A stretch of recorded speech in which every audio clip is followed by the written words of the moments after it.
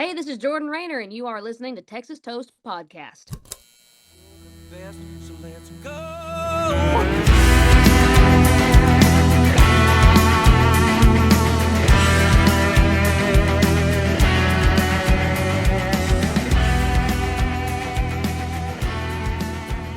Cheers, everyone, and welcome to the Texas Toast Podcast with Miss Helen, along with, wow, Jordan Rayner. You're here finally.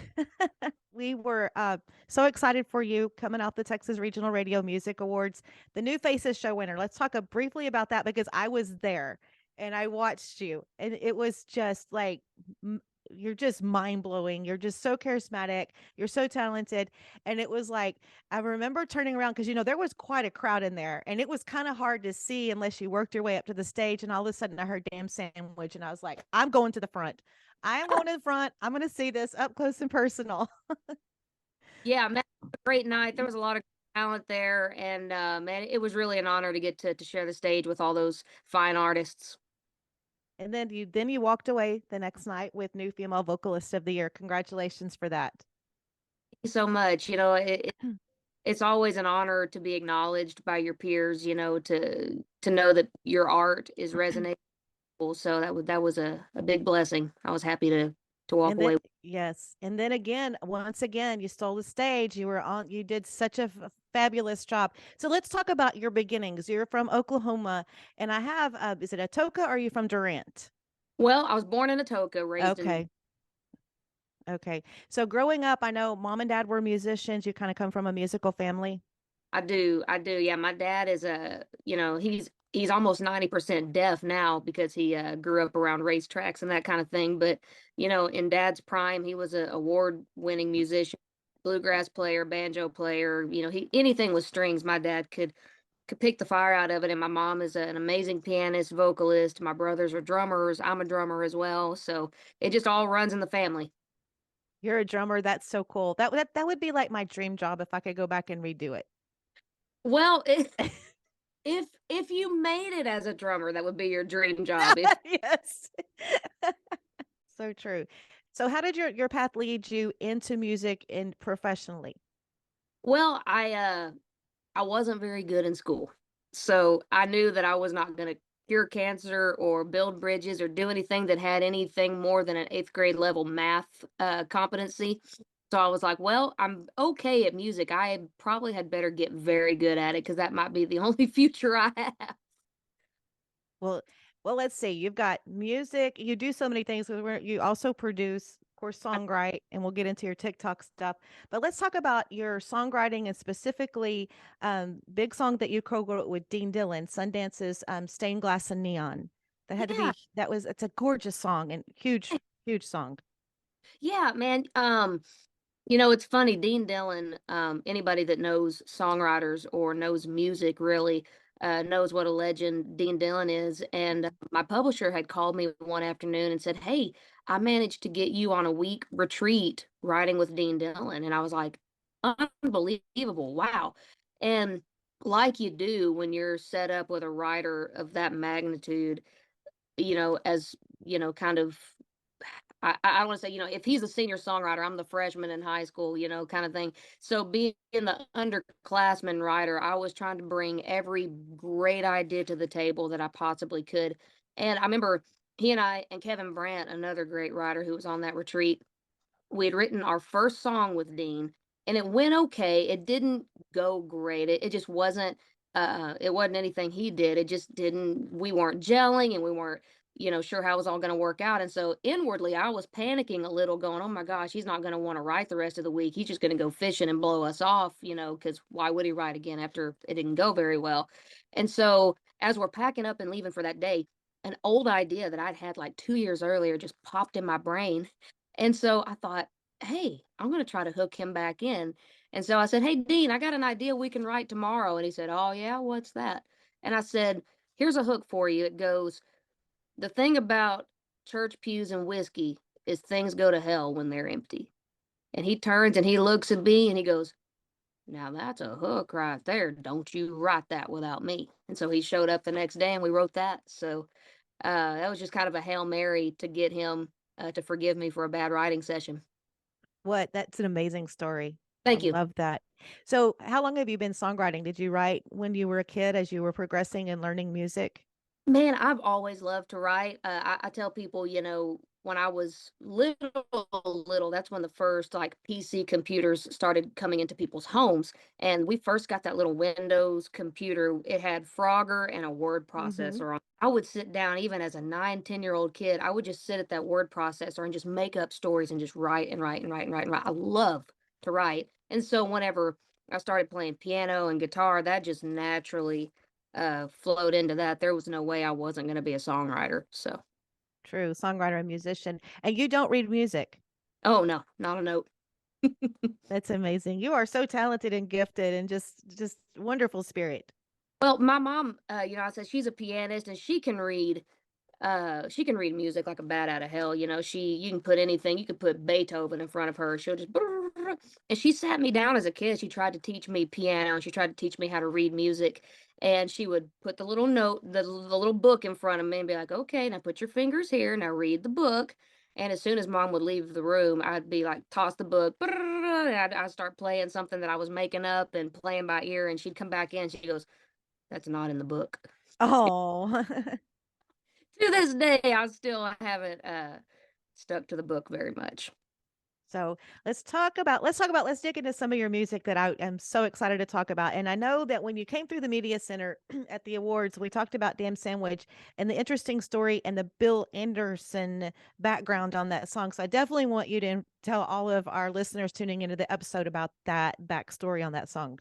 Absolutely. So, Damn Sandwich, which was my top 15 radio hit this past year in Texas, that's the first song that I've ever put out that I did not write. I'm big on, putting out stuff that I've written so that it, has a deep connection with me and what I'm trying to say to the world. But I got a phone call one afternoon from a fellow artist. His name's Matt Wynn. He's an amazing artist, songwriter. And he calls me up one afternoon. He's like, "Hey, you're never gonna guess who I got to write with today." And I said, "Who'd you write with, man?" He goes, "Whispering Bill Anderson." And I said, "You son of a," I mean, I called him. You can say it. Yeah. And Matt Wynn, I have like this little secret rivalry with Matt because he just always manages to like get in the room with my heroes. Like sometimes even like a week before I do, he just always beats me to it. And I'm like, that son of a bitch got to write with Whispering Bill before I did. And so I was giving him a hard time and he was laughing and he said, "Well," he said, "I didn't just call to brag." He said, "I actually called to put you to work." So we wrote this song and it's kind of a cheeky female song and we think you'd be perfect to do the demo. And I said, "Oh man, I'm honored. Sure, I'll do the demo for you because that's part of how I make my living. I've got a home studio here and I play every instrument in the world because I had no friends growing up. And I basically build the demos, play all the instruments, sing the vocal, mix, master it, send it off, and that's part of how I make a living." Mm. And so they hired me to do a demo for this song they had written, and I said, "Well, cool, man. What's the name of it?" And he goes, "Damn Sandwich." I said, "That's the dumbest thing I ever heard." And he was like, "Oh, come on, man. It ain't that bad. You just got to listen to it." I was like, "All right." So he sent me the little iPhone recording they had done of it in the room that day that they wrote it. And I listened to it, and it's three men that have written this song. It's Bobby Tomberlin, Matt Wynn, and Whispering Bill. And so here's this iPhone recording I'm listening to as a reference. And these three burly men banging on guitars and singing this song from a woman's perspective. And I was just kind of like, how dare y'all think that you can get inside a woman's mind and know what we're thinking and know, and the more I listened to it, I was like, well, son of a bitch, they nailed For it. They sure. got it. And so I took it to the studio, looked at the lyric sheet, started kind of messing around with it, doing the demo, and it was starting to come to life. It was kind of quirky and creative, musically. It was real fun, and I was having a good time doing it. And then it came time to do what's called the scratch vocal, which, if you're in the studio, a scratch vocal means basically you step up to the microphone, you sing one take all the way through, no stopping, just to have a reference so that you know where you are in the song, right? So I lay down the scratch vocal, and I've got my phone in front of me. I'm reading the lyrics that they've sent because I don't know this song, so I'm reading the lyrics down and singing this song. And as I'm doing this, just on the first take, the lyrics are so conversational and so accurate to my personality that my artist personality just kind of came out. And that scratch vocal just ended up having so much fun and so much quirk in it that I ended up keeping it. So, Mhm. long story a little shorter, I finished the demo, send it off. The guys love it. And just for fun, I sent it to my manager and my radio promoter, Dave Smith. And I said, hey, check out this demo I got to do for Whispering Bill Anderson. How cool is this? And about 10 minutes later, Dave Smith calls me and he goes, hey, you might want to get permission from those writers to release this because Damn Sandwich is now spinning in Texas on 10 stations. Heck yeah. Yes, yes. Dave, you can't do that, man. I don't have permission. He said, I would get permission if I were you. And so, long story short, he kind of leaked that to some stations and it started spinning and taking off and It became did. a hit. So there you have it. And it was just a home demo with a scratch vocal. Who See, knew? that's why I just love hearing stories like that behind the songs.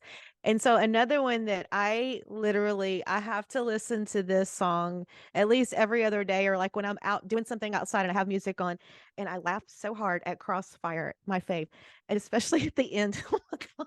It's like Yeah, waving. yeah, we went on CNN. Yeah. Yes. Oh, dude, that was such a fun writing session too. So I wrote that with Josh Gleave and one of my best friends in the world, Heidi Ray. Now she is an incredible artist. If you don't follow Heidi Ray, she and her husband have a duo. It's just called Johnny and Heidi. Go check them out. It'll be the best favor you've done yourself all year. So wrote and basically, I had come into the writing room that day and I said, look, I'm getting ready to cut some music and put a single out. I need a sassy kind of, I said, honestly, like a murder ballad kind of thing. I said, I love that Mhm. kind of dark, witty. And so Josh, he picked up his guitar and he kind of started working on this little riff, just and I was like, yeah, yeah, yeah, yeah, that. So I pick up my guitar and I start kind of riffing on it with him. And Heidi, who is just so freaking brilliant with melodies, she literally started kind of mumbling along with it. And she was like, well, don't mind me, minding my business, hang clothes on the line. And I was like, that's cool. I was like, where's that going? She goes, I don't know. It just kind of popped in my head. Oh. This murder story completely from scratch. And here's the funny thing about this song. We wrote this song in a way that I have never written a song before. We took the first 2 hours and basically wrote it like a movie script. We didn't sit Mhm. down and write it in song format, making it rhyme and all that. We just literally said, what is the story? Who is this woman? What is her character? Where does she live? What's the color of the paint in her kitchen? And Mhm. we just created the world there. And then from that world, we started pulling a song out of it, and it ended up taking 2 days, but we're really proud of that song, and it's currently on hold with a major artist right now. I can't tell you Really? who it is yet, but we're hoping that this is going to be a big hit for me soon. Oh, well, that's awesome. And it's just a great song. Black, White, or Eyes, another good one. Ex Mrs. Right. Love that. Love Thank- all your stuff. And so you do have a current single out the Texas radio. You have a duet with Shane Porter. You made a rock.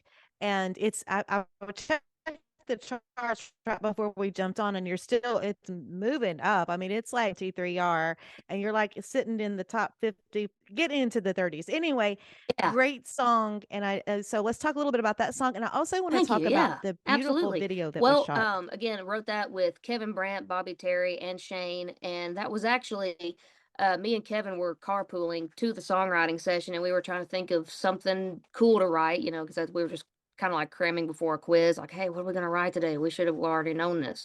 And Kevin had this idea tucked back forever, and he was like, I had this idea called like, you know, I was a Rolling Stone, but now I'm a rock kind of thing. And I said, oh, that's cool. I like that kind of the play on words.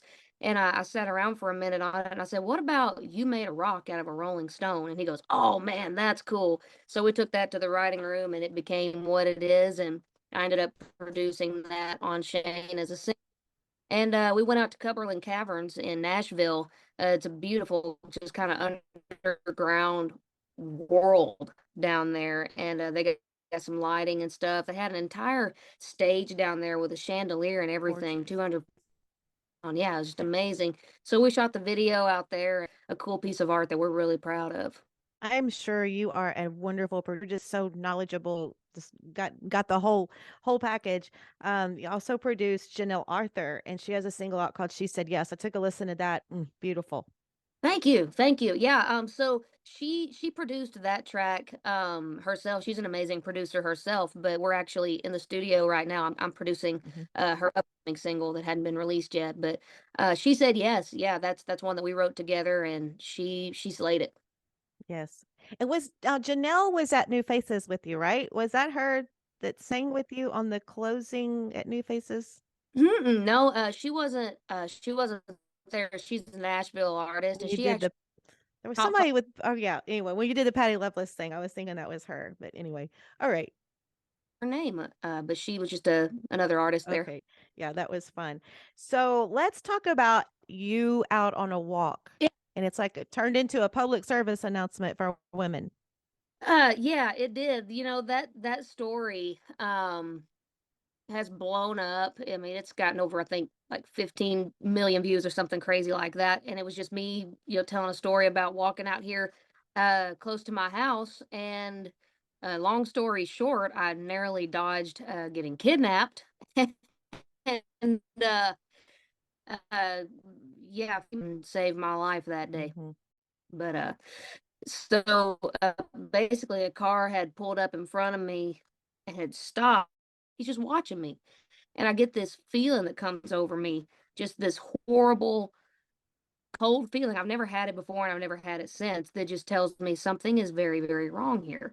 And I just instinctually knew he was wanting me to walk past his driver's side door, and that if I did, he was going to open that door and I was going to be in a fight for my life. And so instead of walking past his door, I stayed right where I was, called a friend, Kevin, who lived only about a mile away, and he actually came in and swooped in, picked me up, and the whole story is pretty incredible, so if you go check it out on my TikTok, it's worth seeing the whole story for sure. Yeah, I appreciate you sharing that because we have to be so everyone has to be so aware of their surroundings these days. But you have some funny stuff. You do a lot of stuff. TikTok and social media in general, it's become a necessity for musicians and music artists trying to get out there. And I hate to say it because I'm so unintentionally successful at it, but it's a burdensome chore for me to have to keep TikTok updated and all that stuff. But I've found a way to enjoy it, and that's just by telling stories. Most of my TikToks and everything that you see on social media is not me playing and singing. It's me just telling stories, either Yes. my life or growing up as a preacher's daughter, or even telling like true crime stories and stories of people finding, severed heads in the freezer. It's kind of a whole Mhm. mess there on TikTok. You need to come join the circus. Go follow me. Yes. So you're out on the road. You have a lot of shows coming up. I do. I got a full slate coming up, and got it. I'm playing Reba McEntire's place 2 nights in a row this weekend. Really excited to hit Oklahoma and do that. And yeah, you can check out my website for my full tour schedule. Awesome. And so, are you working on any Jordan Rayner specific music? I know you've got your hands in so much going on. So, can we look for new stuff coming out? You absolutely can. Matter of fact, that's what you caught me today. I'm in the studio today. I'm wrapping up the last of an EP I'm mixing right now. 5 songs that are absolutely badass. I cannot wait Yay. songs on the world. So we're wrapping that up. I've got a brand new single called Straight Shot. It's coming out May 5th. And man, if you have been hankering for female hard rock country, you're in for some good stuff. Okay, that May 5th is right around the corner. Man, this track hits like a freaking mule. Heck, It's awesome. heck yeah, that's exciting. Man, I love it. I'm super excited, and I wrote it with a fellow Texan named Brett Boyette and another fellow Texan named Kevin Brandt, which I mentioned earlier. And so we wrote that with a guy named Kill Will, who's a hip hop artist of all things. And so we got a little bit of everything in there. It's a really cool single called Straight Shot. It's coming at you May 5th. All right. Well, that's the perfect way to wrap it up and to tease it going into May 5th. And we'll be covering that on Texas on tap when we preview music. I can tell you for sure. And it's just been a joy visiting with you. And I'm just so happy that we have you in our lives, Jordan Rayner. You're such a gift. so much, man. I appreciate you taking time to talk to me and hear my story and to, put a spotlight on my art for a few minutes. I appreciate that. And one last thing I have to share is you're known as the woman in black. And so I wore black today, but I literally like the last like I go through my like now my outdoor clothes and like fishing clothes and fishing shirts, they're usually bright color, but like everything I wear, I was going through sorting dirty clothes. This has happened numerous times. I was like, girl, you got to quit buying black. No, you don't. Every drawer in my bedroom, you open my closet, it's just black. Because I was going through trying to find a particular shirt or a skirt or something, and it was like, wait, okay, hang on. These It all look alike, but that's me and my black. it gets hard to find things. Like you're like, "Hey, I want Hmm. a shirt." And if it's in a drawer with 14 other black shirts, it's like, "Oh, damn it." So, Yes, for sure. All right. One last question before we wrap this up. If you were a cocktail, what would you be? hmm, I'd be a good old whiskey and coke. Whiskey and Coke. That sounds good. All right, Jordan Rainer. Thank you. Thank you so much. We'll be following you, and I can't wait to get to see you perform again. So thanks again. Thank you so much. God bless you.